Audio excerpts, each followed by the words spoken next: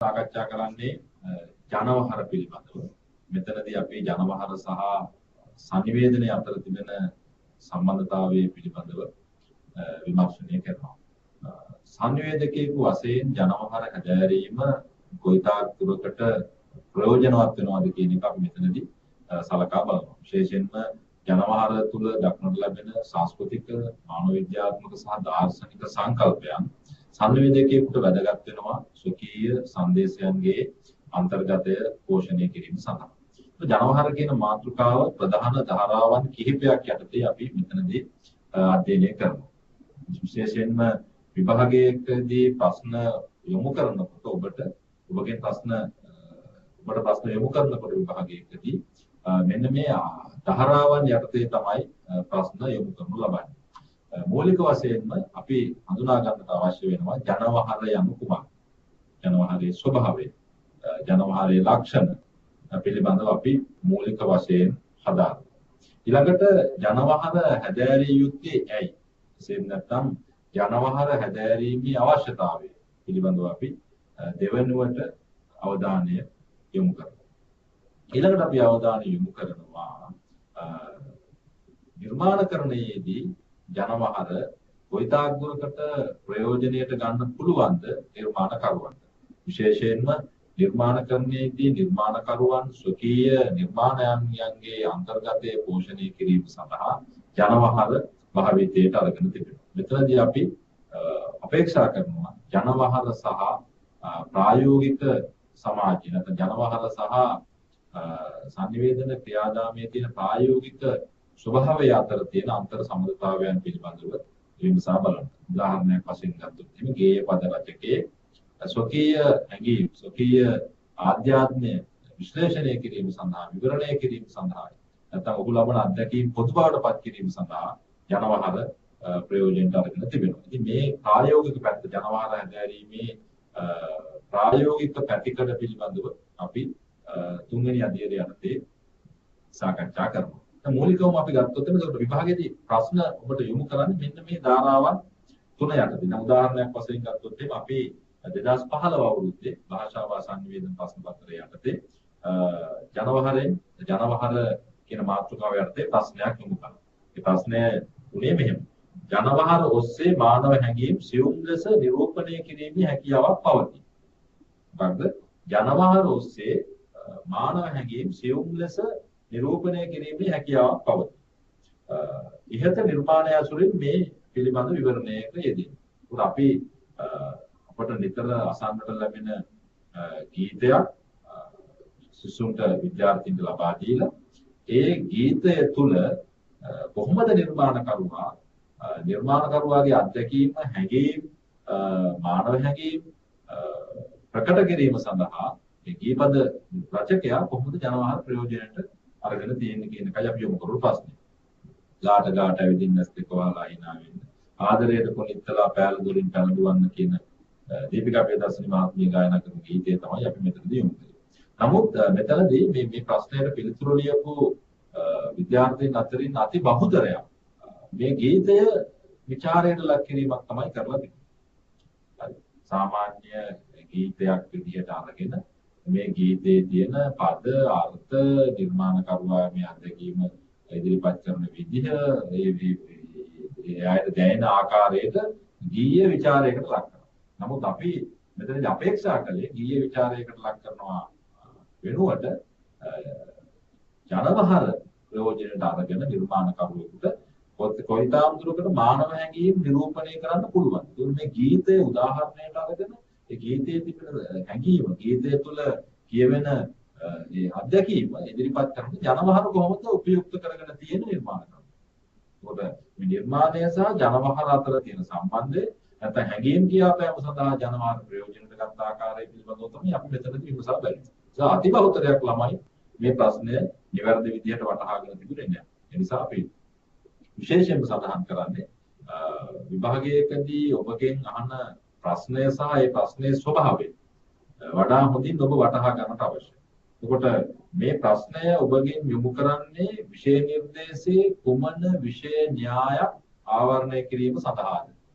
අපි හැම ප්‍රශ්නයක්ම ඔබට යොමු කරන්නේ විෂය නිර්දේශය තුළ ඔබ ඉගෙනගෙන තිබෙන යම් විෂය න්‍යායක් ආවරණය කිරීමේ පරමාර්ථය.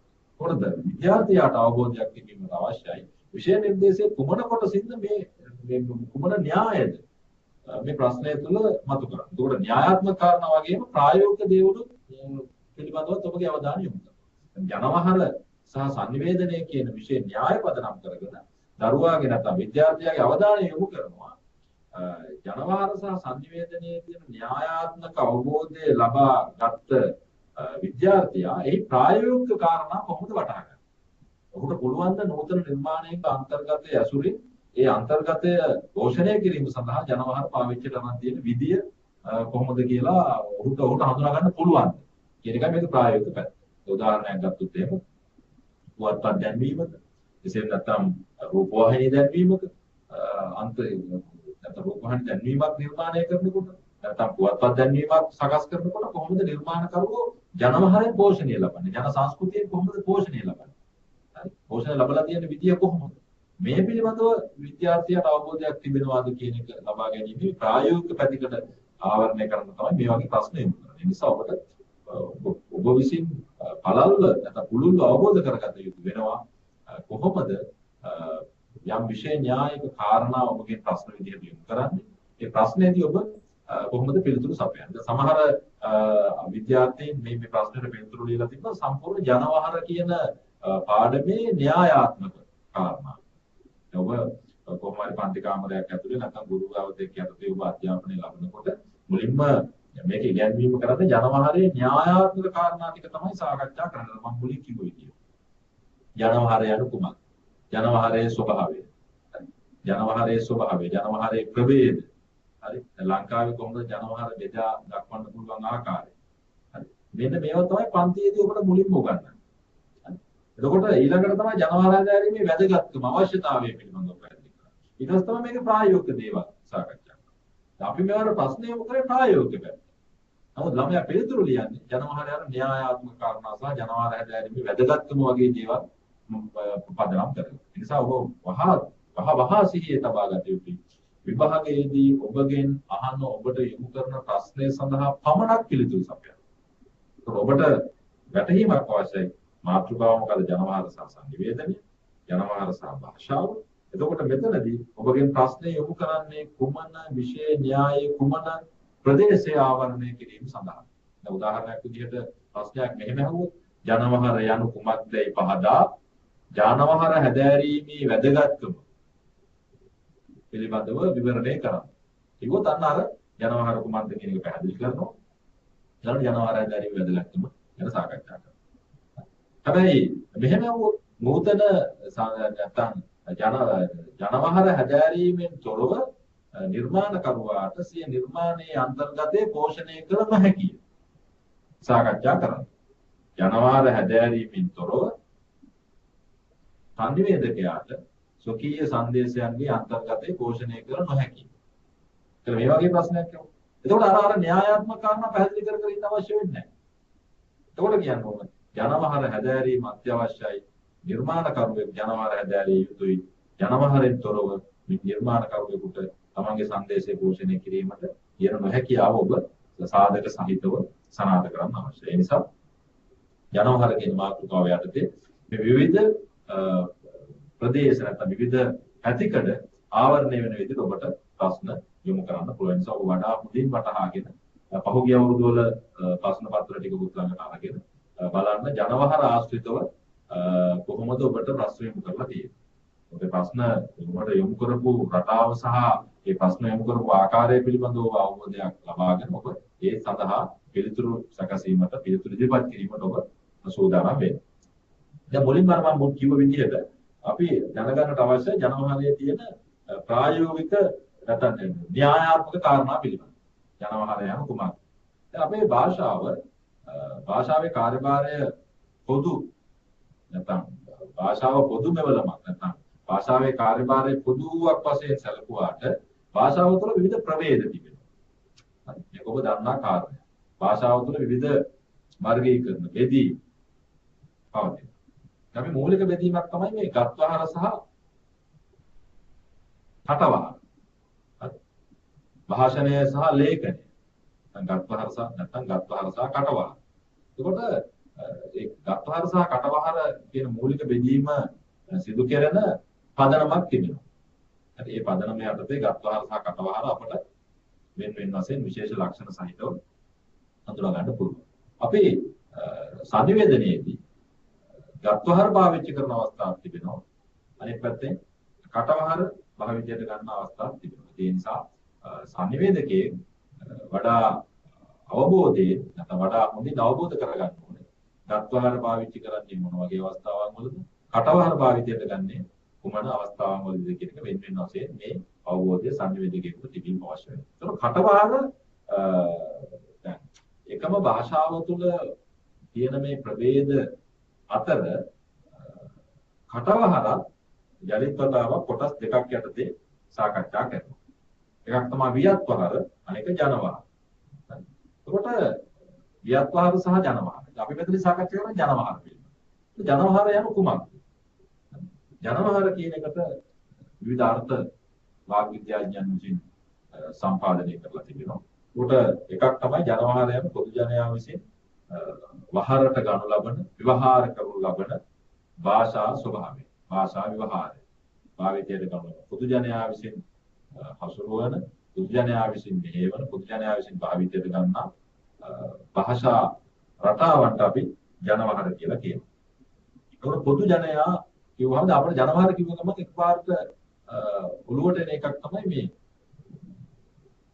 ප්‍රාදේශීය නැත්නම් ගැමි සමාජය. ඒකට බොහෝ දෙනෙක්ගේ විශ්වාසයක් තියෙනවා මේ ග්‍රාමීය සාම්ප්‍රදායික ජන සමාජවල තමයි ජනවහර තියෙන්නේ. පැරණි සමාජය. සාම්ප්‍රදායික සමාජය. නමුත් හොඳට සිහිය තබා ගත යුතුයි. ජනවහර කියලා කියන්නේ පොදු ජනයා විවහාර කරන විවහාර ස්වරූපය. එතකොට මේ පොදු ජනයා කියවම මේ පොදු ජනයා නාගරික, අර්ධ නාගරික, ග්‍රාමීය කියන මේ සියලු සමාජ තලවල පොදු ජනයා විසිරී පැවතෙනවා. හරි. නාගරික සමාජය, ග්‍රාමීය සමාජය, අර්ධ නාගරික සමාජය. එතකොට මේ සමාජ තල වෙන වෙන වශයෙන් අපි හඳුනා ගන්නට අවශ්‍යයි. මේ සමාජ තලවල වෙන වෙන වශයෙන් මේ භාෂා විවහාරය භාවිතයට ගන්නවා. හරි. එතකොට ජනවහර කියන්නේ ග්‍රාමීය සමාජය තුළ පමණක් පවතින දෙයක් නෙමෙයි. නාගරික සමාජයේ ජනවහරක් පවතිනවා.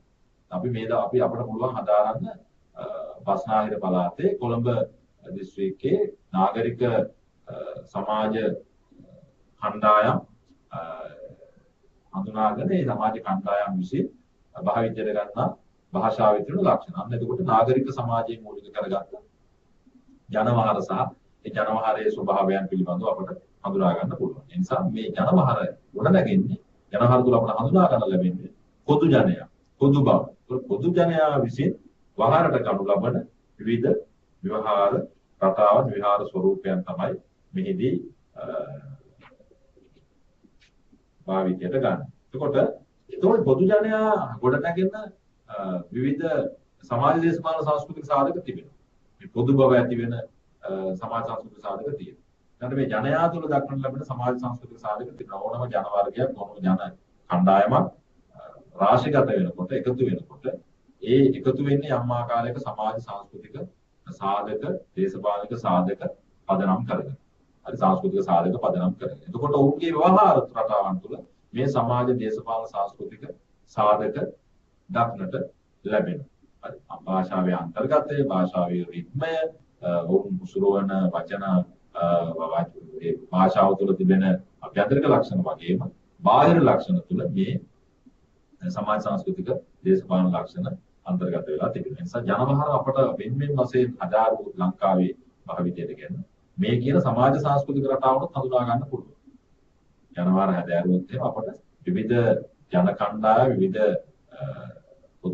පොදු ජන කියන මහා ප්‍රවාහය තුළ සිටින විවිධ ජන කණ්ඩායම් විසින් හසුරුවන භාවිතයට ගන්නා මේ භාෂාවන්ගේ රටාවන් සහ ව්‍යවහාර විදීන් අපට හඳුනා ගන්න පුළුවන්. එතකොට විශේෂයෙන්ම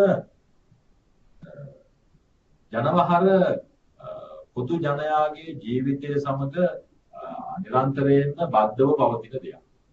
එතකොට ජනවහර සහ ජීවිතය පොදු ජනයාගේ ජීවිතය අතර ඉතා සමීප සම්බන්ධයක් තිබෙනවා. ඒ නිසා ජනවහර තුළින් මේ ජනයාගේ පොදු ජනයාගේ සිතුම් පැතුම් හැඟීම් සංවේදනාවන් දුක්ඛ දෝමනස්යන් හරි හැඳුම් බැලපුම් කවණක් නොවේ ඔවුන්ගේ ජීවන දර්ශනය ජනවහර ඔස්සේ කියපා. අන්න මෙතනදී අපට වැදගත් වෙනවා හැමනම් ජනවහර අපි හැදෑරිය යුත්තේ ඇයි? ජනවහර හැදෑරීමේ වැදගත්කම කුමක්ද? අපි යම් ජන කණ්ඩායමක සිතුම් පැතුම් වටහා ගන්නවා. අපි යම් ජන කණ්ඩායමක සංස්කෘතික ගති ස්වභාවයන් වටහා ගන්නවා. අපි යම් ජන කණ්ඩායමක සමාජ දර්ශනය සමාජ මනෝවිද්‍යාත්මක සාධක පිළිබඳව හදාරනවා නම් අපේ ජනවහර හැදෑරීම අත්‍යවශ්‍ය වූවා. ඒ නිසා පොදු ජනයාගේ සිතුම් පැතුම් හැඟුම් බැලපුම් දුක්ඛ දෝමනස්යන් පමණක් නොවේ අනෙක් පැත්තෙන් ඔවුන්ගේ ජීවන දර්ශනය පවා කියාපාන ඉතා මහා නර්ග මෙවලමක් විදිහට භාෂාත්මක ප්‍රභේදයක් විදිහට අපට ජනවහර හඳුන්වා ගන්නට පුළුවන්. විශේෂයෙන්ම අපට ජනවහර ඉතාම සියුම් ලෙස විමර්ශනයට ලක් කර දැන් උදාහරණයක් ගත්තොත් සිංහල ජන සමාජය තුළ අපි දක්නට ලැබෙන ජනවහරේ විවිධ ප්‍රභේද සහ විවිධ ලක්ෂණ පිළිබඳව සියුම් ලෙස අවධානයට ගත්තොත් එහෙම අපට ජන සමාජයේ කාලානුරූපව විකාශනය වෙලා තියෙන විදිහ ජන සමාජයේ විකාශනය වෙනකොට ඒ ජන සමාජය තුළ ඇති වුණු වෙනස්කම් මේ හැම දෙයක්ම ජනවහර තුළ අන්තර්ගත වෙනවා. ජනවහර තුළ තියෙන මේ පොදු ජනයාගේ ජීවන රිද්මය, ඔවුන්ගේ ජීවන සුවඳ, ඔවුන්ගේ ආධ්‍යාත්මික සහ භෞතික ඒ සැකස්මේ ඒ ක්‍රියාවලියේ තිබෙන ඒ ක්‍රියාවලිය විසින් ආධ්‍යාත්මික සහ භෞතික ක්‍රියාවලිය විසින් උත්පාදනය කරගන්නා වූ නිෂ්පාදනයන්ගේ ස්වභාවය තමයි අපේ ජනවහර හැදෑරීම උස්සේ දක්නට ලැබෙන නිසා ජනවහර හැදෑරීමේ වැදගත්කම පිළිබඳව ඔබ මෙතනදී විශේෂ අවධානය යොමු කරන්න අවශ්‍යයි. නිර්මාණකරණයේදී ජනවහර හැදෑරීම අත්‍යවශ්‍ය වූවකි. සාකච්ඡා කරන්න කියලා. ඒකට ජනවහර සමීපයි. ජනවහර සහ පොදු ජනතාව අපිට වෙන් කරලා හඳුනා ගන්න බෑ. ඒකයි මේ ජනවහර කියන්නේ පොදු ජනයාගේ ජීවන සුවඳ කියලා කිව්වේ. ජීවන සුවඳ තමයි ජනවහර තුලින් හමන්නේ. දැන් ජන ප්‍රජාව සහ ජනතා පොදු ජනතාව සහ වහර අතර සමීප සම්බන්ධයක්. හරි. ඒ නිසාම ඒ වහරට මිනිස්සු ප්‍රිය කරනවා. යම් නිර්මාණකරුවෙක් මේ වහර සහ ඒ වහර තුල අන්තර්ගත සමාජ සංස්කෘතික සාධක පිළිබඳ අවධානය යොමු කළොත් එහෙම ඒ සඳහා පොදු ජනයාගේ අවධානය නිරන්තරයෙන්ම යොමු වෙනවා. ඒක නිර්මාණකරුවාගේ පැත්තෙන් අතිශය සාර්ථක කාර්යයක්. ඒ වගේම ජනවහර විද්‍යාත්මකව හැදෑරීම මගින් ඕනම සමාජයක ඕනම රටක ඒ ජනවහර හසුරුවන ප්‍රජාවේ ජනතාවගේ සමාජ සංස්කෘතික සහ අනෙක් පැත්තෙන් ආධ්‍යාත්මික හැසිරීම් රටාවන් පිළිබඳව අවබෝධයක් ලබා ගන්න. සමෙතනදී කියන ජනවහර විද්‍යාත්මකව හැදෑරීම. නිකන් හැදෑරීම නෙමෙයි. ජනවහර තුළ තියෙන ගැඹුරු සංවේදනා ගැඹුරු ලක්ෂණ අපි විද්‍යාත්මකව හැදෑරුවොත් එහෙම අපිට පුළුවන් මේ ජනවහර තුළ අන්තර්ගත ප්‍රජාවගේ වටිනාකම් පිළිබඳව වටහා ගන්න. ජනවහර හැදෑරීම මගින් මේ දුබලතා සහ ප්‍රබලතා හඳුනා ගන්න පුළුවන්කමක් තියෙනවා. දුබලතා මගහරවා ගැනීම ප්‍රබලතා දියුණු කර ගැනීමෙන් සංනිවේදන මාධ්‍යක්ෂේ ජනවහරේ පවත්නා උපයෝගීතාවය වැඩි දියුණු කර ගන්න. සංනිවේදන මාධ්‍යයක් වශයෙන් ජනවහරය මහත් ප්‍රයෝජනවත්. නිර්මාණකරුවෙකුට සංනිවේදකයෙකුට ජනවහර මහත් ප්‍රයෝජනවත් වන මෙවල. ඒකේ ප්‍රයෝජනය සංනිවේදකයා ලබා ගන්න නම් නිර්මාණකරුවා ජනවහර තමන්ගේ නිර්මාණකරණය සඳහා දායක කරගන්න නම් අපි කල යුතු වන්නේ ජනවහර විද්‍යාත්මකව හදාරන එක. ඒ විද්‍යාත්මකව හැදෑරීමෙන් අපේ ජනවහරයේ තියෙන ප්‍රබලතා වගේම දුබලතා පිළිබඳ අවබෝධයක් ලැබෙනවා. එතනදී අපි අපේක්ෂා කරන ප්‍රබලතා හඳුනාගෙන ඉදිරියට යන සහ දුබලතාවයන් මගහරවා ගන්න. විශේෂයෙන්ම නිර්මාණ කටයුතු සඳහා නිර්මාණකරුවෙකුට ජනවහර හැදෑරීම අතිශයින් වැදගත්. ඒකට හේතුව තමයි ජනවහර හැදී වැඩි උපමට්ටම් වෙලා තියෙන්නේ පොදු ජනයාගේ ජීවිතයේ සමග. පොදු ජනයාගේ ජීවිතයේ සමග. පොදු ජන ජීවිතයේ තවත් එකක්, ඔවුන්ගේ වහර තවත් එකක් විදියට තල දෙකක නෙමෙයි මේ දෙක මේවා පවතින. ඒ නිසා ජනවහර තුළ තිබෙන්නේ උපමට්ටම් වෙලා තියෙන්නේ ජනවහර සකස් වෙලා තියෙන්නේ ගොඩනැගිලා තියෙන්නේ පොදු ජනයාගේ ජීවිතය සමග. ඒ නිසා පොදු ජනයා ජනවහර තුල පොදු ජනයාගේ භෞතික සහ ආධ්‍යාත්මික ලක්ෂණ ඒ ගුණ වගාවන් ජනවහර තුල අන්තර්ගත වෙනවා. අනික ජනවහර සජීවී ගුණයකින් යුක්තයි කියලා කියනවා. සජීවී බවක් තියෙනවා. ජනවහර තුල ඕනෑම හැඟීමක් බොහොම ජීවමානව ජනවහර ඔස්සේ ඉදිරිපත් කරන්න පුළුවන්කමක් තියෙනවා. අනිත් පැත්තෙන් කෘත්‍රිම ස්වභාවයක් නැත්නම් යම් විදිහක ආගන්තුක ස්වභාවයක් ජනවහර තුල දක්නට ලැබෙන්නේ ජනවහර ප්‍රජාවට නැත්නම් පොදු ජනයාට සමීපයි. ඒ සමීප නිසාම ජනවහර කෘත්‍රිම ස්වභාවයක් ගන්නේ නැහැ. අනෙක් පැත්තෙන් තමයි අනෙක් කාරණේ තමයි ජනවහර නිර්මාණ කරන්නේදී ප්‍රයෝජනවත් වෙන්නේ. ජනවහර ඔස්සේ විවිධ හැඟීම් සියුම් ලෙස කියාපාන්න පුළුවන්. මිනිසා ලබන සුඛ අත්දැකීම්, මිනිසා ලබන දුක් අත්දැකීම්, මිනිසා ලබන සුඛ දුක්ඛ මිශ්‍ර වුණු අත්දැකීම් කියාපාන්න පුළුවන් ජනවහරම. ඍජුවම කියන්නත් පුළුවන්. යම් විදිහකට ව්‍යංගයකින් කියාපාන්නත් පුළුවන්. නිසා අපේ ජන වහර හදාරම අපිට මේ ලක්ෂණ හඳුනා ගන්න පුළුවන්. ජන කවි කරුවා, ජන කවි නිර්මාණ ශිල්පියා කොහොමද ව්‍යංගය පාවිච්චි කරේ ජනවහර තුළ ව්‍යංගය භාවිතා කරලා විවිධ අධ්‍යක්ීම් කියාපාන්න. ඒ විතරක් නෙවෙයි නූතන නිර්මාණකරණයේදී ජනවහර ප්‍රයෝජනයට ගන්න. අනෙක් පැත්තෙන් අපි පුරාතන නිර්මාණකරණයේ සම්භාව්‍ය සාහිත්‍ය නිර්මාණ අරගෙන හිමින් අපි ප්‍රයෝජන විශ්ලේෂණය කරලා ගත්තොත් එහෙම ඒ නිර්මාණකරුවන් විසින් ජනවහර කොහොමද භාවිතයට අරන් තියෙන්නේ කියන එක අපට වටහා ගන්න. ගද්‍ය සහ පද්‍ය සාහිත්‍ය නිර්මාණවල පුරාතන නිර්මාණකරුවන් ගද්‍ය සහ පද්‍ය සාහිත්‍ය තුල ජනවහර ඊටාම පළල් හැදෑරීමක් යටතේ යොදාගෙන තිබෙනවා ස්වකීය අධ්‍යක්ීම් කියාපෑම සඳහා. අනිත් පැත්තෙන් ඕනෑම සංකීර්ණ අදහසක් ඊටාම සරලව සහ සියුම් ලෙස බල කිරීමේ හැකියාව ජනවහර තුල දක්නට ලැබෙනවා. ඕනෑම අධ්‍යක්ීමක්, ඕනෑම සංකීර්ණ අධ්‍යක්ීමක් මිනිසා වෙලාගත් මිනිසා පීඩා විඳින යම් ආධ්‍යාත්මික සංකීර්ණතාවයක් ඊටාම පළල් ලෙස, ඊටාම සරල ලෙස ජනවහර ඔස්සේ කියාපාන්න පුළුවන්කමක් තිබෙනවා. මේක ජනවහර සතු නිර්මාණශීලී ගුණයක් විදියට අපට හඳුනා දෙන්න පුළුවන්. අනෙක් පැත්තෙන් තමයි ජනවහර සතුව පවතිනවා තවත් එක් විශේෂ ගුණයක්. ඒ තමයි ඕනෑම අදහසක් ඉතා පුළුල් විදියට කියාපාන්න ජනවහර ප්‍රයෝජනවත් වෙනවා. විශේෂයෙන්ම ජනතාවගේ සිතුම් පැතුම් ඇදහිලි විශ්වාස සිරිත් විරිත් මේ හැම දෙයක්ම ඔහුගේ විඥාණය ජනවහර තුලින් නිරූපණය වෙනවා. ඔහුගේ විඥාණය. හරි. දැන් උදාහරණයක් වශයෙන් ගත්තොත් එහෙම අපි විවිධ දිවිරීම් කරනවා. ඒ දිවිරීම් තුල තියෙන්නේ අපි කියන වචනේ සත්‍ය බව. ප්‍රජාවේ තියෙන සත්‍යවාදී බව පළ කිරීම සඳහා උන් දිවුරනවා. සත්‍යවාදී බව ප්‍රකට කිරීම. තමන්ගේ අදහසේ තියෙන තමන් ඉදිරිපත් කරන අදහසේ තියෙන සත්‍යවාදී බව තහවුරු කරන්න ඔවුන් විවිධ විදිහට දිවුරනවා.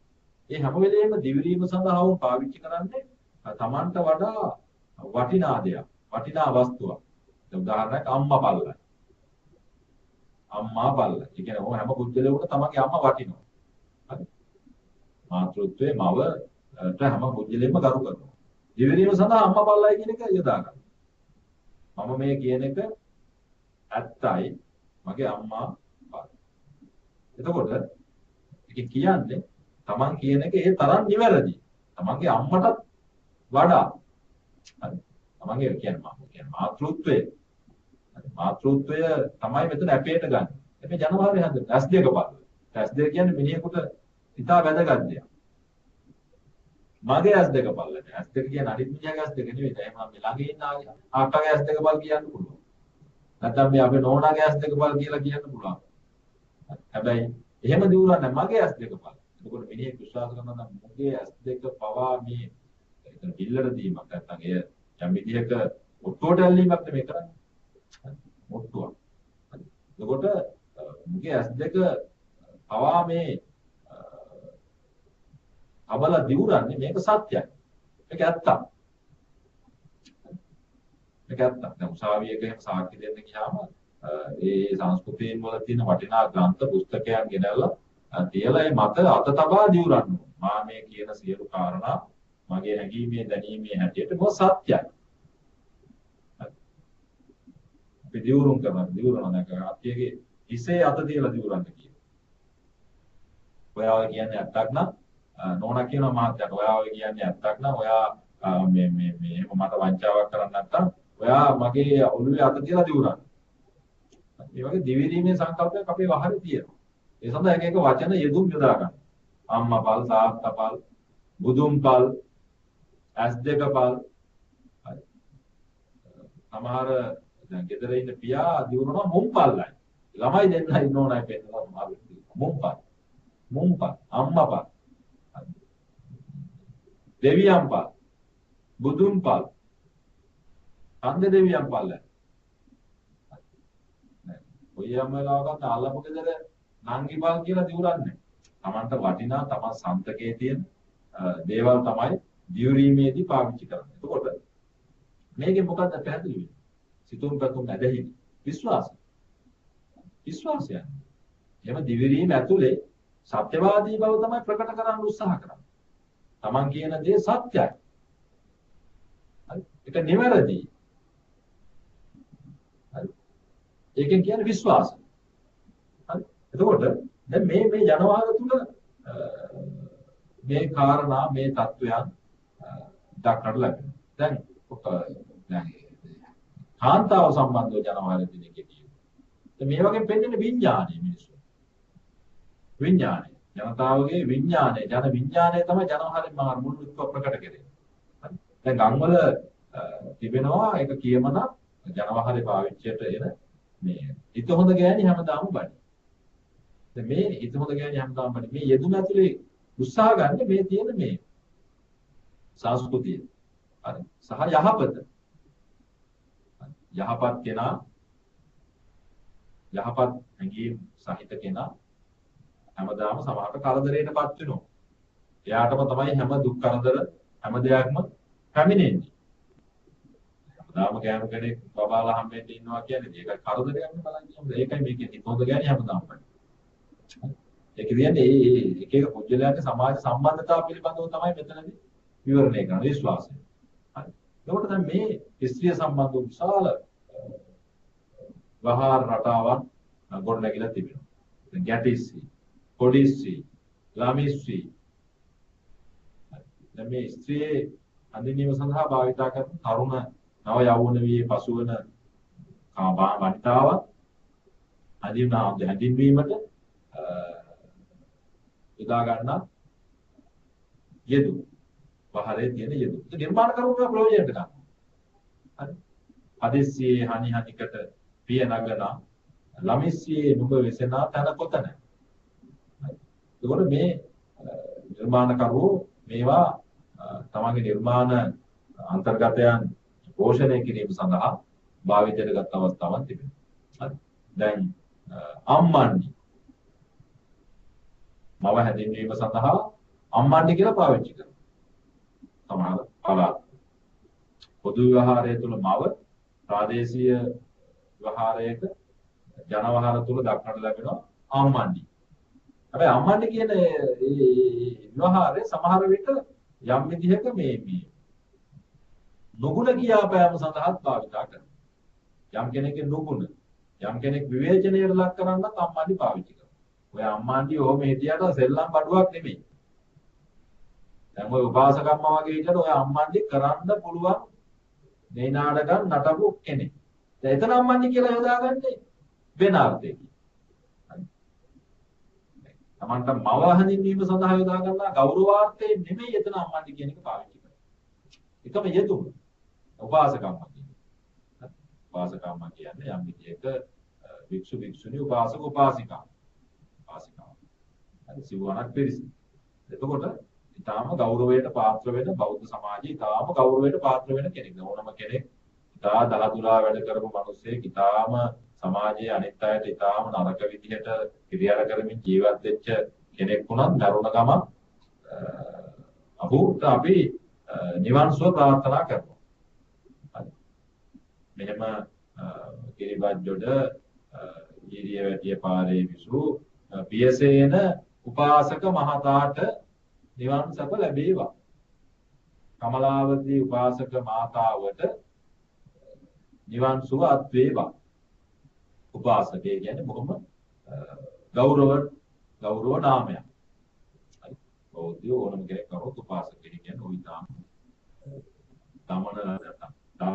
දමනය කරගත්ත ඉඳුරන් සහිත තැනැත්තෙක් ඔහු යම් විදියක මේ සත්‍ය ගවේෂණ මාර්ගයේ සත්‍ය සොයාගෙන යන මාර්ගයේ නියැලී ඉන්න බෝධිසත්ව ගුණෝපේත ගති ස්වභාවයන් ගුණ සහිත කෙනෙක් තමයි උපාසකය කියලා කියන්නේ. ඒකට උපාසක කියන වචනේ. හැබැයි ඒ උපාසක කියන වචනේ උපාසිකාව කියන වචනේ සමහරවිට මේ භක්තිවන්ත භාවය නැත්නම් මේ යහගුණ පිළිබඳව කියාපෑම සඳහා පමණක් නෙවෙයි යනවා හරි පාවිච්චි කරනවා.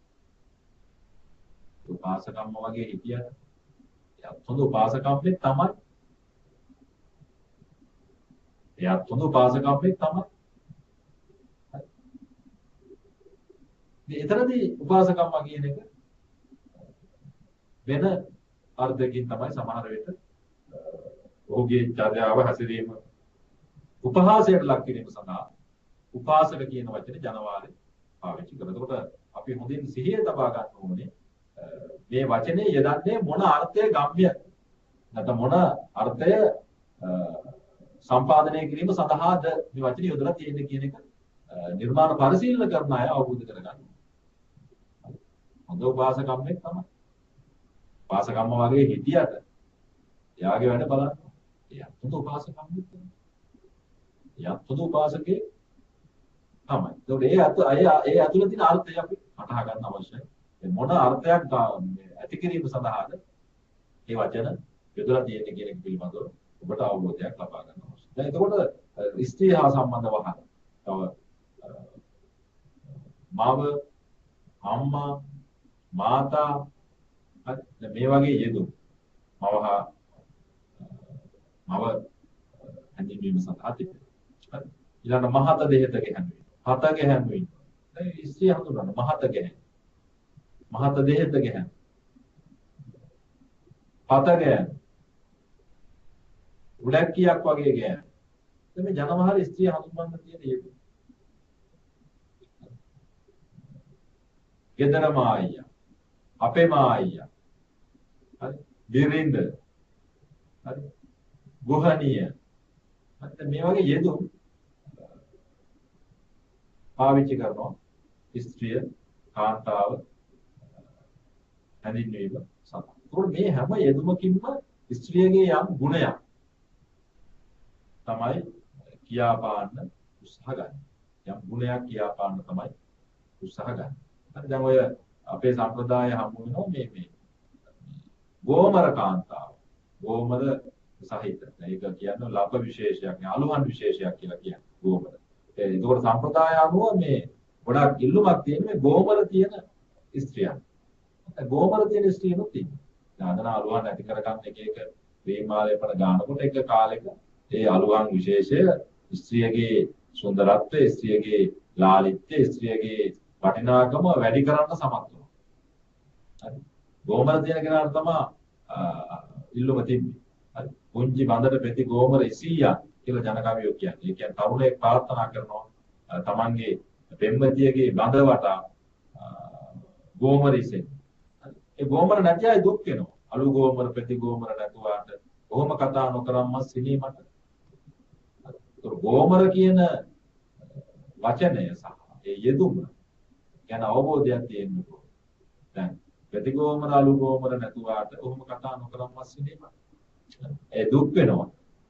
තමන්ට ගෝමර නැතිවීම ගැන. මොකද ඒ ගෝමර නැතිවීම නිසා තමන්ගේ මස්සිනා අවශ්‍ය මස්සිනා තමව ප්‍රතික්ෂේප කරනවා. නිසා මේ වගේ යෙදුම් විවහාර රටාවන් පිළිබඳව ජනවාර හදාරන්නේකොට අවබෝධයක් ලබා ගන්න පුළුවන් වෙනවා. නිර්මාණකරුවා කොහොමද මේ ස්වභාවයන් නිර්මාණ කරන්නේදී පාවිච්චි කරන්නේ. මොකද දැන් මේ සමහර වචන තියෙනවා සමහර අර්ථ සහිත වචන, අර්ථ රහිත ශබ්ද වචන පාවිච්චි කරනවා ජනවාරි.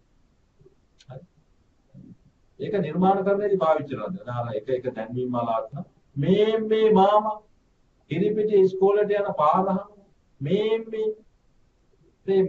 කියන එක මොකද අර්ථය?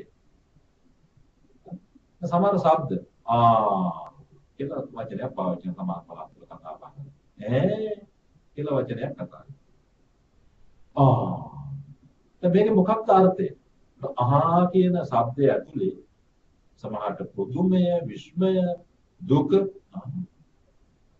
කලබල වීම, හරි මේ හැම එකක්ම අර්ථ ගන්න. ඉතින් ජනමාන ඇතුලේ මේ වගේ රිද්මයක් පාවිච්චි කරනවා. මහාචාර්ය ජයවිදිසානායක මහත්මයා කියනවා නුවර කලාවේ භාෂාව ගැන අධ්‍යයනය කරනකොට කියන එකක් තමයි ඔවුන්ගේ කතාවේ නුවර කලාවේ ජනවහර ගැන කියනවා එතුමා ජයවිදිසානායකයන් ඔවුන්ගේ කතාවේ එක්තරා ලතාවක් ඇත. ඔවුන් කතාබස් කරන විට කටහඬ උස් පහත් කරන ආකාරය අනුව මේ ලතාව උපදී. ලතාවක් රිද්ම් එකක්. ලංකාවේ ජනවහර විවිධ ශ්‍රේෂ්ඨ නැත්නම් විවිධ පළාත් වලට අදාළව ප්‍රදේශවලට අදාළව කතා කරන්න පුළුවන්. ඌව ජනවහර. ඌව පළාත්. ඒකට දිගාමඩුළු ජනවහර.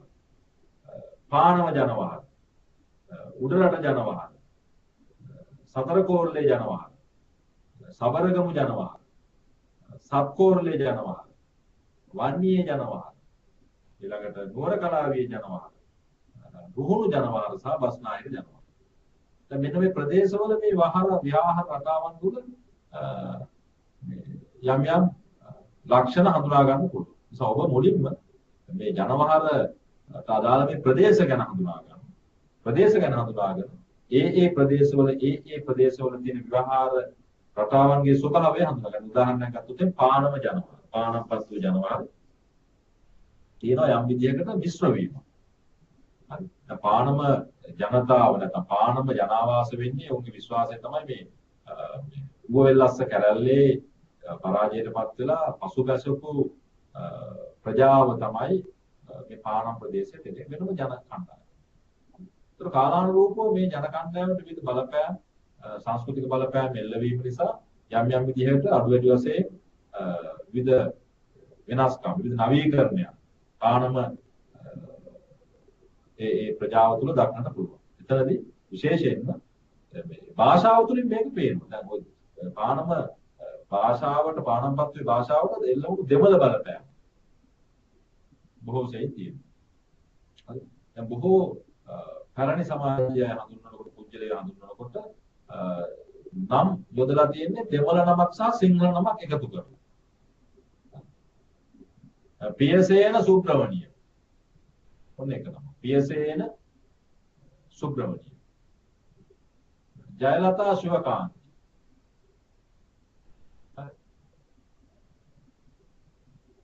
සරණෝත්තු පිල්ලේ රණවීර.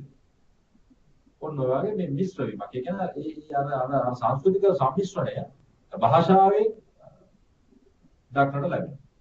හරි. ජනවහරෙන් මේක හඳුනා ගන්න පුළුවන්. ජනවහරෙන් මේක හඳුනා ගන්න පුළුවන්. දැන් පානම ජනවහර ගත්තහම හරි. පානම ජනවහරේ මේ මිශ්‍ර වීම දක්නට ලැබෙනවා. ඊට අමතරව දැන් පහනව ජනවහර තුල මේ වගේ යෙදුම්. හරි. උදාහරණයක් ගත්තොත් අඩෝ අමා අඹු අඩෝ නේ අඹු. අඩෝ කියන්නේ නිකන් මේ අඩෝ කියන්නේ නිකන් මිත්‍රත්වය හැදින්වීම සඳහා.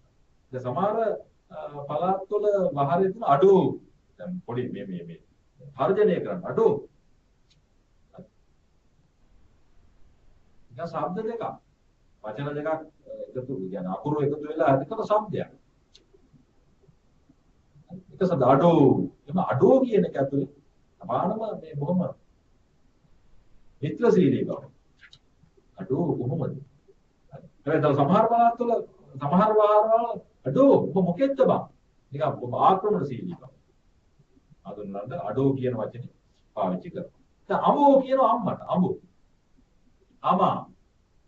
අම්මච්චි. මේ අම්මා හඳුන්වනවා. හරි? එතකොට අමා මොනවාම දොඩන්නේ නැතුන් ඉන්නේ.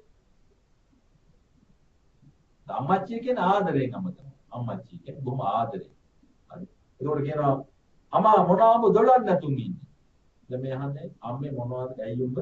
ඔයා ඇයි කතා නොකර ඉන්නේ? මොනවාම දොඩන්.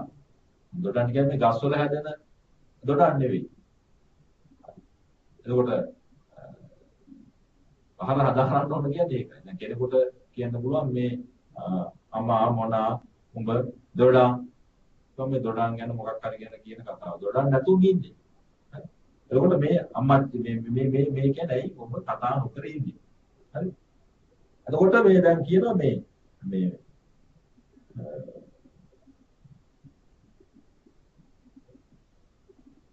දැන් මෙන්න මෙහෙම එකක්. හරි. දැන් මොනා මලේ ඔබ ජාය වැනි යන්නේ. මොනා මලේ ඔබ ජාය වැනි යන්නේ. දැන් මේකේ මොකද්ද මේ කියන්නේ ජාය වැනි කියන්නේ ඇයි ඔබ නිකම් මේ හෙමින් යන්නේ. මොකද මලේ ඔබ හෙමින් යන්නේ. ජාය වැනි යනවා කියන්නේ ජාය වැනි කියන්නේ බොහොම නිදාසේ බොහොම ලතාවකට රිද්ම් එකකට ඇවිදින. පානම පහන. හරි. එතකොට මේ මෙයා තමයි කිව්වේ කළුවක්කු පල්ලකින් දෙන්නේ නැහැ කියලා. ඒක කොහොමද ජනවාරේ පානම වහරේ විවහාර කරේ මෙහෙම. හේයි දප්පා මුන්දා තමයි අරුන්දාට කිව්වේ කළුවක්කු උන්න කාවලට එන්නේ නැහැ කියලා. ගොටා.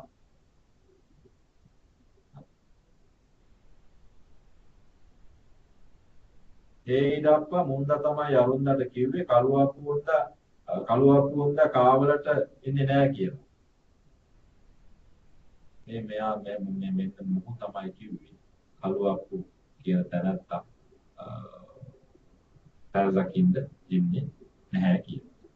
එතකොට මේ කීපයක් ඔබට පානම ජනවහරෙන් නිදසුන් වශයෙන් ගත්තේ. හරි. එතකොට කාවල කියලා කියන්නේ පැන රැකීම, මුර කිරීම. හේයි කියන්නේ මෙන්න. හේයි දප්පා. මුන්දා තමයි අරුන්දාට කිව්වේ. මුන්දා තමයි යරයට මෙහා තමයි යරයට කිව්වේ. කළුවක්කුන්ට කාවලට එන්නේ නැහැ කියලා. කාවලට එන්නේ කියන්නේ පැල රකින්නවා. කාවල කියන්නේ පැල රකින්නවා. මුර කරනවා කියන අර්ථය. හරි. මුන්දා, අරුන්දා. හරි. එතකොට දැන් සී කරලා හමන්නනවා. ඒක සී කරලා හමන්නවා කියලා කියන්නේ. මෝසී කරලා හමන්නවා කියලා කියන්නේ අම්මාව මතක් කරලා බැන වදිනවා කියන එක. හරි. ඒකට හමන්නනවා කියන එකෙන් කියවෙන්නේ මේ බැන වදිනවා කියන එක. මම ගිහින් ඕකට දෙකක් හමන්නලා එන්නම්. කියලා කෙනෙකුට දෙකක් හමන්නලා එන්නම් කියන්නේ බැන වැදලා එන්නම්. බැන වදිනවා කියන එක තමයි අපි පානම වහදේ හමන්නනවා කියලා. ඒකෝ මේ විදිහට අපට පුළුවන් ලංකාවේ විවිධ ප්‍රදේශවල හඳුනා ගන්න පුළුවන් ජනවහර සහ ඒ ජනවහරයේ තියෙන ලක්ෂණ පිළිබඳව සාකච්ඡා කරන්න. දැන් එතකොට අපි ගත්තොත් එහෙම අර මහජන දේවිසානායක මහත්මයා ප්‍රවෘත්ති නුවර කලාවේ ජනවහර උදාහරණයකට. නුවර කලාවේ ජනවහර තුනත් මේ වගේ ලක්ෂණ අපට දක්නට ලැබෙනවා. හරි. දැන් ඔය හිරිහැර බාධක හඳුන්වනවා නුවර කලාවේ ගැහැට කියලා. හරි. දෙකකුලට බරදී මෙහෙම ඉඳ ගන්න එකට කියනවා මේ කුක්කුට්ටෙන් ඉන්න. කුක්කුට්ටෙන්. මොකෝ කුක්කුට්ටෙන් කියනවා. කුක්කුට්ට කියන්නේ දෙකකුලට බර දීලා මෙහෙම ඇන තියාගෙන කියලා සමහර පළාත්වල කියනවා. ඇන තියාගන්න කියන්නේ මේ ලී වලට ගහන ඇන ළඟ තියාගන්න කියන එක නෙමෙයි. නෑ.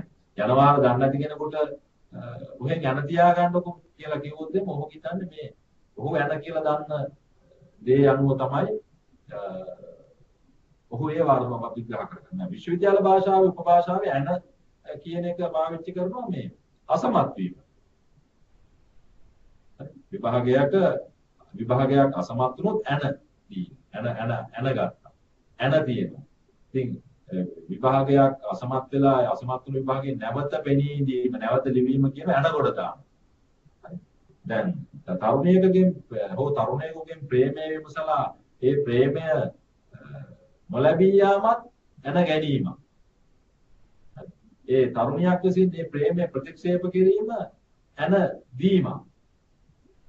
ඇන ගැනීම. දැන් මේ ඇන කියන වචනේ විවිධ අර්ථයෙන් බහර තුල පාවිච්චි කරන දැන් මම මේ කිව්වා. ඇන තියාගන්න කියලා කියන්නේ අර කුක්කුටෙන් ඉඳ ගැනීම. හරි. ඊළඟට මේ තරුණයෙක් හා තරුණියක් විවාහ වීම. කුඩි ගැනීම. අතිවාරමට කියන තලබ්බ. හරි. උඩප්පරේ. හොඳ උඩප්පරයක් තමයි. උඩප්පරේ කියන්නේ මේ උඩප්පරේ. උඩඟු බව. දැන් කාන්තාවකට මේ පාවිච්චි කරන්න පුළුවන් උඩප්පරේ. හරි. උඩප්පරේ කියන එක කියන්නේ උඩඟු බව. හරි. ඒ වගේම මේ නොමනා හැසිරීම වලට කියන නෙයි නාඩගම්. හරි. නෙයි නාඩගම්, නෙයි ආඩගම්, නෙයි ආඩගම්, නෙයි ආඩගම්. කෙනෙක්ගේ නොමනා හැසිරීම පිළිබඳව දැන් සමහරවිට තමන්ගේ දියණියගේ නොමනා හැසිරීම පිළිබඳව පුතාගේ නොමනා හැසිරීම පිළිබඳව අම්මා කියනවා ඔබගේ නෙයි ආඩගම් නවත්තගනි. නෙයි ආඩගම් නටන්න ලෑස්ති වෙන්න එපා. හරි. ඒකට නෙයි ආඩගම් කියලා කියන්නේ මෙතනදී අර්ථවත් කරන්නේ මේ කියන මේ නොමනා හැසිරීම සහ නොමනා ක්‍රියාකාරකම් පිළිබඳව. එතකොට මේ විදිහට අපට එක් එක් ජන සමාජයන් තුළ භාවිතයට ගැනෙන ජනවහර සහ ඒ ජනවහරයේ විධික්‍රම පිළිබඳව සාකච්ඡා කරන්න පුළුවන්. උඩරට ජනවහරේ ගත්තොත් එහෙම අපට තිබෙනවා එක එක අවස්ථාවන් හඳුනා ගන්න පුළුවන් අවස්ථාවන් මේ උඩරට ජනවහර තුළ පාවිච්චියට ගත්ත අපි එකක් දෙකක් බලමු. මේ විශේෂයෙන්ම උඩරට ග්‍රාමීය ජනතාව වී ගොවිතැනට අමතරව හේන් ගොවිතැනට පුරුදු වෙලා හිටියා. හේන කපා පුලුස්සා ගත් පසු අත්දඬු එකතු කරනවා. වලපනේ ප්‍රදේශයේ ඉන්න අදහස් කරන්නේ හේනේ නොදැවුණු කොටස් එකතු කිරීමයි. හේනේ නොදැවුණු කොටස් එකතු කිරීම ගින්න තියලා හේනේ නොදැවුණු කොටස් එකතු කිරීම තමයි අත්දඬු එකතු කරනවා කියලා කියන්නේ. හරි. වලපනේ ප්‍රදේශයේ ඉන්න අදහස් කරන්නේ හේනේ නොදැවුණු කොටස් එකතු කිරීමයි. හරි. වරදමන් යනවා. හරි. ඒතකොට වරදමන් යනවා කියන එකෙන් කියන්නේ අදහස් කරන්නේ එම කාර්යමයි. ගදල් එකතු කරනවා යන තව ප්‍රදේශවල කියනවා මේ කුණු රොඩු එකතු කිරීම. හරි. කඩු කර හේන් වල සෝදාපාලුව වලකන්න කාණු කැපිය යුතුයි. කාණු වලට නිරය කියලා කියනවා උඩරට. කාණු වලට කියනවා නිරය. හරි. වලපනේ වගේ ප්‍රදේශවල තමයි මේ වචන තියෙන්නේ. නැකතට බිජු වැපිරීම ගිනි බිජු වැපිරීම කියලා කියනවා. නැකත වේලාව බලලා බීජ රෝපණය කිරීම කියලා ගිනි බිජු වැපිරීම. වැපිරු බීජ පැලවීම වලපනේදී ගොටු වීමක් කියලා කියනවා. හඟුරක් යදදී ඇස්සෙනවා යයි දක්වනවා. දැන් හඟුරක් කළ ප්‍රදේශයේ අලුතෙන් බීජ රෝපණය වීම කියන්නේ ඇස්සෙනවා. හරි. එතකොට වලපනේ අය කියන්නේ වැපිරු බීජ පැලවීම ගොටු වීමක් වශයෙන්. එතකොට කුඹුරු වැපිරීමට පැලවීගෙන ඉන්නේ ඇහි පෙට්ටියේ. ගොවියා එක් අතකින් ඇහි පෙට්ටිය ගතර තුරුළු කරගෙන අනිත් අතින් පැලවී ඉසි. පැලකිරීමට ගන්නා බීජ බිත්තර වී නමින් හඳුන්වන අතර ඈහැවි බීජ සඳහා නොගනිති. හරි. දැන් මේ වගේ බලන්න මේ බිත්තර වී. හරි. ඇහි පෙට්ටිය. හරි. දැන් බලන්න වචන ජනවාහන අදාළ වචන කීයක් මෙතනදී අපි හැඳුන්වනවා. දැන් අපි බලමු දැන් දිගා මඩුල්ලි ජනවහරේ මේ සතුන්ගේ ක්‍රියාකාරකම් සතුන්ගේ එක ශබ්ද වගේ දේවල් සඳහා පාවිච්චි කරන යෙදුම්. හරි. ලේනා ටිල් ගහනවා. හරි. සතුන්ගේ හඬ සිහිපත් කරන්නේ මෙන්න මෙහෙම. හරි. ලේනා ටිල් ගහනවා. හරි. කෑරස්සා කිරිටි බානවා. මුවා කෝරු ගානවා. රැහැයියා කන් තලනවා. ගෝනා ටං ගහනවා. ගෙම්බා ටැක්කම් බානවා. බකමුණා ගානවා. බල්ලා කී ගානවා. අලි බෝට්ටු රූ ගානවා. බල්ලා උඩු උරුල්ලනවා. වඳුරන් කිලනවා. වඳුරන් බුකු ගානවා. නරි අඳෝලා ගහනවා. වලස්සු හූ තලනවා. තකලයෝ නැත්නම් කුරුල්ලෝ කුචු ගානවා. හෝනා චික් ගානවා. මේ වගේ සතුන්ගේ ශබ්ද කොහොමද ජනවහර තුල පාවිච්චිට අරන් තියෙන පොඩි දිගා මඩුළු ජනවහර. එතකොට මේ විදිහට ඔබට මේ එක එක ප්‍රදේශවල තිබෙන ජනවහර ඒ වගේ ලක්ෂණ උදා ගන්නකොට ඉතින් මේකේ වැදගත්ම කොටස වන්නේ මේ ජනවහර කොහොමද අපි නිර්මාණ කරන්නේදී දකින්නේ. ගාට ඇවිදින්න ඇස් දෙක වහලා hina වෙන. ඒ වගේ නිර්මාණ. අනිත් පැත්තෙන් ගායෙන් මා මුදවලා සීලෙන් නග තැන් කළා. කෝලං කර මාගේ පාළු මක මේ ලස්සන ලෝ පුරා මා එක්කම සැරිසරා ජීවත් වෙන කාලතාලේ හැදෙනවා. තමයි ජනවහර නොදන්නා කෙනෙකුට මේ නිර්මාණ පරිශීලනය කරන්න පුළුවන්. ගායෙන් මා මුදවලා සීලෙන් නග තැන් කළා. කෝලං කර මාගේ පාළු මක. කෝලං කරනවා කියන වචනේ පහරේ කියන වචනේ ජනවහර. කෝලං කරනවා. මව තමගේ දරුවා සමග කෝලං කරනවා. සමහර විට පෙම්වතිය තමන්ගේ පෙම්වතාට කියනවා මේ මෙයාත් එක්ක කෝලම් කරන්න දෙන්න. ආයතන ප්‍රධානියෙක් තමන්ගේ සේවකයන් ගාව මේ කෝලම් කරන්න දෙන්න එපා. ඔයාලට ආවනම් වැඩ කරන්න මම එක්ක සෙල්ලම් කරන්න දෙන්න එපා කෝලම් කරන්න දෙන්න. දැන් කෝලම් කරනවා කියන වචනේ. පාළු මකනවා. පාළු කපනවා. පාළු කපනවා කියලා වචනයක් තියෙනවා. ආමංගල්‍යයක් සිද්ධ වුණාම ගම්පලාත් තුළ දින 7ක් යනකම් මේ අවමංගල්‍ය සිදු ස්ථානයේ නිවසේ රැඳී සිටීම පාළු කැපීම පාළු කපන කෝලංකර මාගේ පාළු මක හරි ඊළඟට මේ ලස්සන ලෝකුලා ජීවත් වන කාලේ හැදිලා ලාඩම් ඒ කියන ලාඩම් බරබාග ලාඩම් කියන එක ජනවහර එනේද බරබාගේ කියන එක ජනවහරෙන් වාහනයක් රථයක් ඇතිවීම සඳහා යොදා ගන්න. බර කරත්ත තියෙනවා බර භාග තියෙනවා තිරික්කල් තියෙනවා හරි කරත්ත තියෙනවා අත් කරත්ත තියෙනවා බර කරත්ත තියෙනවා. ඒකෝර මේ ජනවහර දෙන්නේ ඒකෝර මේ වහර දන්නේ නැති කෙනාට බර භාගේ දන්නේ නැති මිනිස්සයා බර භාගේ කියලා කියන්නේ බරෙන් භාගයක් කියන එක නෙමෙයි. ඉතින් මේ ජනවහර නොදන්නා කෙනෙකුට මේ ගීත මේ නිර්මාණ මේ දේවල් පරිහරණය කරන්න පරිශීලනය කරන්න පුළුවන්ද කියන එක පිළිබඳව නිසා බලන්න. නිසා නිර්මාණකරණයේ යෙදෙන නිර්මාණකරු නිර්මාණශීලී අන්තර්ගතයන් පෝෂණය කිරීමේදී ජනවහර පාවිච්චි කරන්න පුළුවන්. දැන් සාධාරණ රත්නාවලිය ලියපු මේ ධර්මසේන හාමුදුරුවෝ සාධාරණ රත්නාවලිය පුරාම උන්වහන්සේ මේ ජනවහරෙන් ආభాෂයට ගත්ත තැන් තියෙනවා. මේවා පරිහරණය කරන්න පුළුවන්.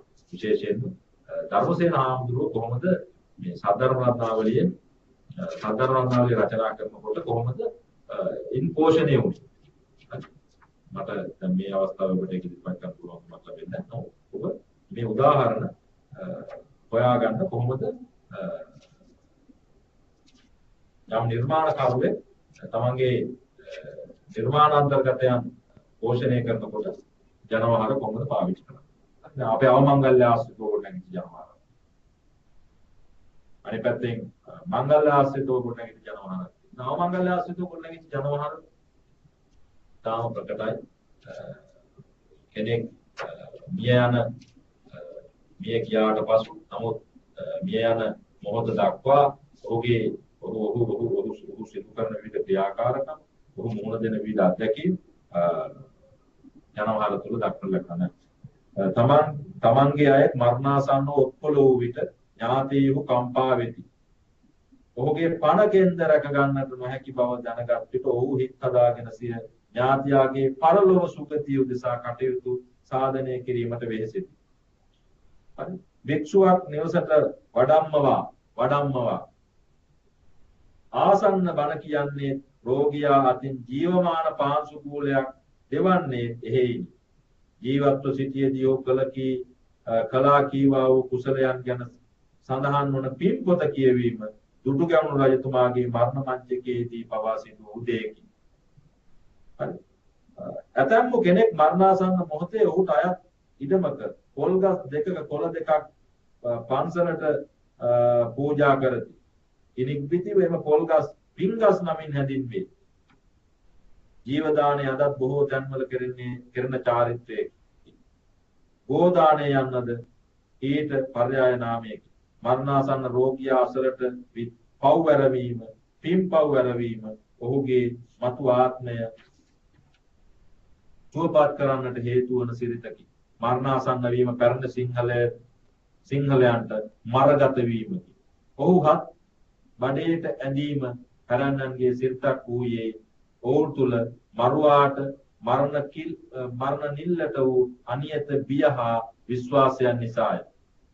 මර ඇඳේ නොහොත් මරණ මංචකයේ සිටින පුජ්‍යලයා මරු විකල්ලෙන් දඟලද්දී ඥාති ඔහුට දිය දෙති. බත් කටගාති. එසේ කරනුයේ මරණාසන්න මොහොතේදී ඔහුගේ ක්ෂුදාව සංසිඳුවා පින්සිදුවා ප්‍රේතාත්මයන් ලැබීමට මඟ හැරවීමටයි. ප්‍රේතාත්මයන් ලැබීමේ මඟ ඇහිරවීමටයි. අන්තිම හුස්ම වාතලයට මුසු කරන්නට රෝගියා දරන යත්නය දැඟලිල්ල මරගැස්ටුවයි. මරාදින මොහොතේ නැකත් බැලීම උදෙසා වේලාව බලා ගැනීම දම්පාර අම්බලන්ගොඩ මීගමුව ප්‍රදේශයේ ඇතැම් ජන කොටස් අමතක නොකරති. අන්තිම දැඟලිල්ල කර්මයේ ගෙවීමක්ද ගෝත කර්මයේ ලෙසින් හැඳින්වේ. දැන් මේ බලන්න මේ යෙදුම් හරි මර හඬ මර ආඬ මල කරච්චලය මර ලතෝනිය